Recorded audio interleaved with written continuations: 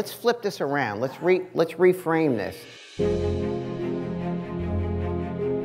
The entitled millennial, allegedly, all they really want is what we want.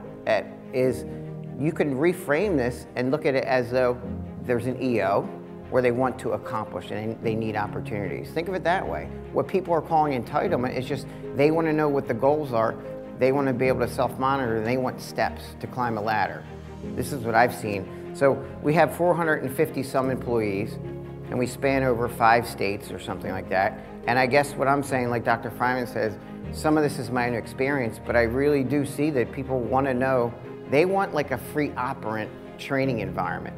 So if you think about it, the millennial generation growing up with gamification and with climbing levels and earning points and things like that on Xbox, we need to move our training towards that to make it free operant earning and a free operant learning environment. That's what I like to call it. So now, in order to be in line with good behavior analytic principles, folks, people should be able to work 6 months on the job and rapidly meet criteria for pay increases and bonuses versus someone who's there for 1 year on the job. And it's exactly what we started doing. Someone could literally get rapid bonuses and increases in 30, 60, 90 days, as opposed to someone who's just average performing, flying below the radar for 1 year. We got to get rid of the annual bonus. That's just stupid. It's uncomfortable. It's once a year. It's in violation of behavior analytic principles. Like, think about it. Evaluations, and if we can create free operant earning and learning environments, that's what people want, especially the hungry people. Because what happens is the free operant learning and earning environment, I'll give some sample tools today, it just separates the cream of the crop. It doesn't mean we're not going to be compassionate for those that aren't performing level. We'll give them the supports and we'll make them fit like a puzzle. What we started doing is, I just want to give you suggestions. You know, nothing we do is rocket science. We share, I can't stand, I was telling Dr. Friman this last night, I cannot stand when business owners act like something they created that's just simply behavioral science is proprietary and they can't give it out. That's bullshit. Let's share the science responsibly and disseminate it, because we're all in it together to help kids. It's about helping people. People learn through repetition with contrast. That's my formula. Repetition with contrast. That's how we learn. What does that mean? We do stuff, and what we've done is followed by a change in what? In our circumstances, but ultimately in our experience. And there are only 2 sets of possibilities: pleasant or unpleasant, or reinforcing or punishing, or carrot and stick. So let's go with carrot and stick. There's always a ratio. There's always a ratio. So I don't know if you recognize the power of what I just told you. Knowing what I just told you, I know before somebody ever comes into my office with a problem, what their problem is and how to solve it. I don't know the person's name, I haven't seen their file, never talked to them, and I already know what their problem is, and I know how to solve their problem. The problem is a relationship problem. It's always a relationship problem. We're relating organisms.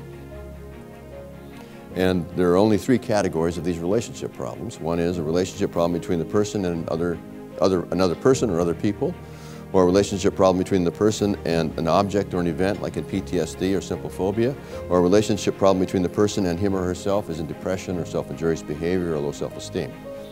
So that's the problem. I know that in advance. What's the problem about the problem? The problem is the ratio. The ratio is dominated by the stick. What's the solution? Change the ratio. As soon as it's dominated by the carrot, the problem goes away. People don't come into a clinician's office when their life is heavily dominated by carrots. Why would they? They come into a clinician's office when their life is dominated by sticks. What do they want? They want a life dominated by carrots. So we figured out a way to do that. What we've learned in marriage is that ratio, which John Gottman characterizes as between pleasant and unpleasant interactions. In a marriage, if the ratio is 5 to 1 or higher, pleasant over unpleasant, the marriage is immune to all the known causes of divorce, including infidelity. But if that ratio falls down to 1 to 1 or lower, divorce is almost a certainty.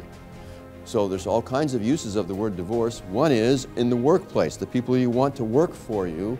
If the ratio inside the workplace falls down to around 1 to 1, they're likely to divorce you and look for another partner, so to speak. Am I communicating here? So you want to get that ratio up as high as you can. That's what I'm saying. Create a reinforcing environment.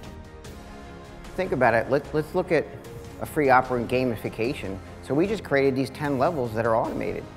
So, you know, the millennial or the new person comes in, they watch a video about the culture, behavioral science, and tools, and they can't fast forward it, we make sure. No shortcuts for the millennials. Then they receive a bonus, and then they move to the next level. So I also have experience, in my new experience, the millennials don't just want like bonuses and promotions. They don't just want money, they want to make meaning. They want to have an impact. So one of those things is just feeling like you've progressed. People want to feel like they made progress. So each time they climb a level, they might, in the Delta system that we created, Kelly Smith's responsible for it, she basically created this system where there's different, along with a, you know, a small bonus, $100, there's the ability to get gold status, platinum status, diamond status, things like that. People, they think it's pretty cool. So things like that. Let's talk about another characteristic, narcissism. The millennial, we act like there's some different organism. The millennial, including my daughter and probably myself, like we look at them as though it's there's words, they call it the me generation. But I mean, hell, I mean, why don't we just take, if what people label narcissism in that group of employees, let's just come up with functional equivalents to replace it that work for them and for the company. So if somebody likes attention and they're doing a bunch of selfies, they could be a brand ambassador.